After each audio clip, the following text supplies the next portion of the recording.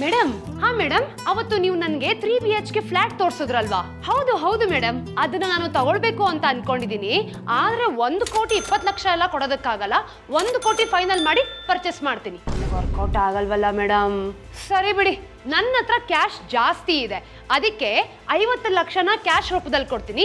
ಇನ್ remaining 50 lakhsನ check ಅಲ್ಲಿ ಕೊಡ್ತೀನಿ. Income tax section 269 SS ಪ್ರಕಾರ ನಾವು ಅಂದ್ರೆ ರಿಯಲ್ ಎಸ್ಟೇಟ್ ಸೆಲ್ಲರ್ಸು 20,000 ಮಾತ್ರ ಕ್ಯಾಶ್ ರೂಪದಲ್ಲಿ ತಗೋಬೇಕು. ರಿಮೈನಿಂಗ್ ಏನೇ ಇದ್ರು ಬ್ಯಾಂಕ್ ಟ್ರಾನ್ಸಾಕ್ಷನ್ಸ್ ಮಾಡ್ಕೋಬೇಕು, ಗೊತ್ತಾ? ಈಗ ನೀವು ಕ್ಯಾಶ್ ರೂಪದಲ್ಲಿ ತಗೊಂಡ್ರೆ ಏನ್ರಿ ಆಗತ್ತೆ? ನಾನೇನಾದ್ರೂ 20,000ಕ್ಕಿಂತ ಹೆಚ್ಚಿಗೆ ಕ್ಯಾಶ್ ಏನಾದ್ರೂ ತಗೊಂಡೆ ಅಂತಂದ್ರೆ ಇನ್ಕಮ್ ಟ್ಯಾಕ್ಸ್ ಡಿಪಾರ್ಟ್ಮೆಂಟ್ಗೆ 100% ಪೆನಾಲ್ಟಿನ ನಾನು ಕಟ್ಟಬೇಕು, ಗೊತ್ತಾ? ಫಾರ್ ಎಕ್ಸಾಂಪಲ್, ನೀವು ನನಗೆ 50 ಲಕ್ಷ ಕೊಟ್ಟಿದ್ದೀರಾ ಅಂತ ಅನ್ಕೊಳ್ಳಿ. 20,000ನ ಮೈನಸ್ ಮಾಡಿದ್ರೆ 49,20,000ನ ನಾನು ಇನ್ಕಮ್ ಟ್ಯಾಕ್ಸ್ಗೆ ಪೆನಾಲ್ಟಿಯಾಗಿ ಕಟ್ಟಬೇಕು. ರೂಲ್ಸ್ ನ ಫಾಲೋ ಮಾಡ್ತೀರಾ? ಫ್ಲಾಟ್ ಕೊಡ್ತೀನಿ. ಇಲ್ಲಾಂದ್ರೆ ಹೋಗಿ ಅದೇನಿದೆ ಪೇಪರ್ ವರ್ಕ್ ಮಾಡ್ಕೊಳ್ಳಿ, ರೂಲ್ಸ್ ಪ್ರಕಾರನೇ